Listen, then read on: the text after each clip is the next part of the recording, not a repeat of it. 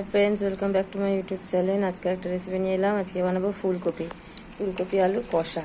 এই যে দেখো, ফুলকপিগুলো কেটে জলে ভিজিয়ে রেখেছি যাতে পোকামাকড় থাকলে বেরিয়ে যায়। এখন সবে ফুলকপি উঠছে, এখন খুব টেস্ট হয় ফুলকপিগুলো খেতে। চলুন আমি কিভাবে ফুলকপিটা বানাচ্ছি।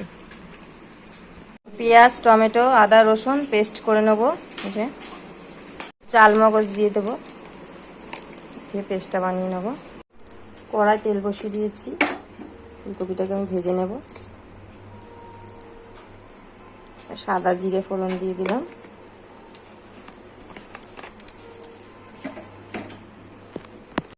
ফুলকপিগুলো ছেড়ে দিচ্ছি তেলে।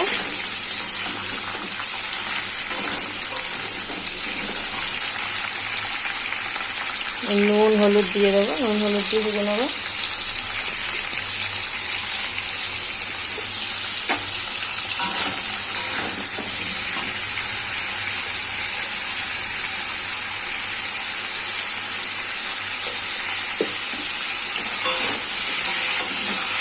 নুন আর হলুদ দিয়ে ভালো করে ভেজে নেবো ফুলকপিটা। এবার আমি আলুগুলো দিয়ে দেবো।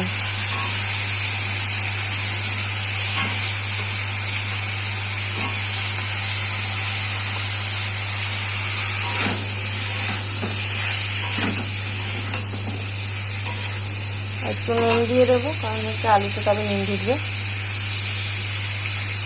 নুন আলু আর ফুলকপিটাকে আর একটু ভেজে নেব।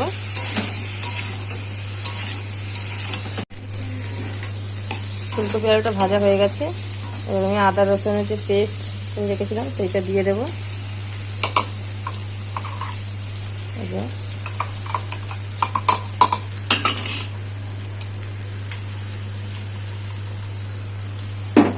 দিয়ে মশলা দিয়ে আমি কষিয়ে নেব। মিক্সি ধুয়ে জলটা দিয়ে দেব।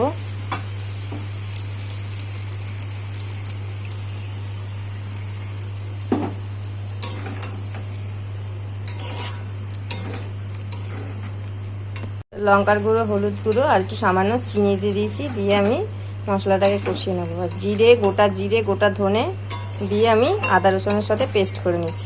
টমেটো, পেঁয়াজ, চালমগজ পেস্টটা আমি দিয়ে দিয়েছি।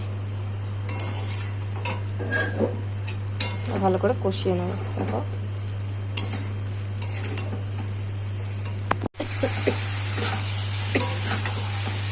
দেখো মশলাটা অনেকটা কষানো হয়েছে। এবার একটু গরম মশলা দিয়ে দেবো, কারণ আমি ধনে পাতা দেবো, তার জন্য আগে গরম মশলাটা দিয়ে দিলাম। খুব সুন্দর হচ্ছে দেখো কালারটা। একটা কাঁচা লঙ্কা আমি দিয়ে দিয়েছি, বেশি না একটাই দিয়েছি।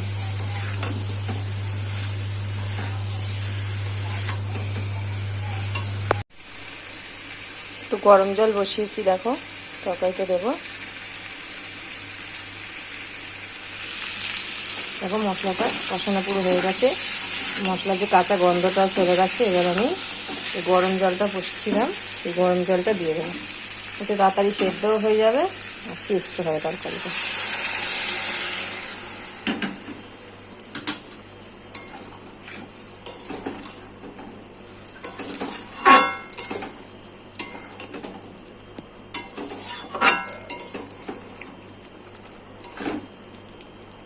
আর আমি চাপা দিয়ে দেবো এটাকে সেদ্ধ হওয়ার জন্য।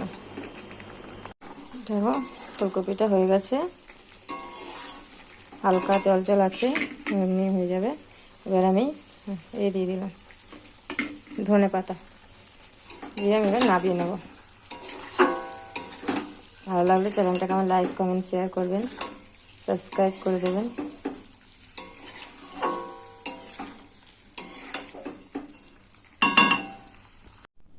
দেখো বন্ধুরা, হয়ে গেছে আমার ফুলকপিটা রেডি।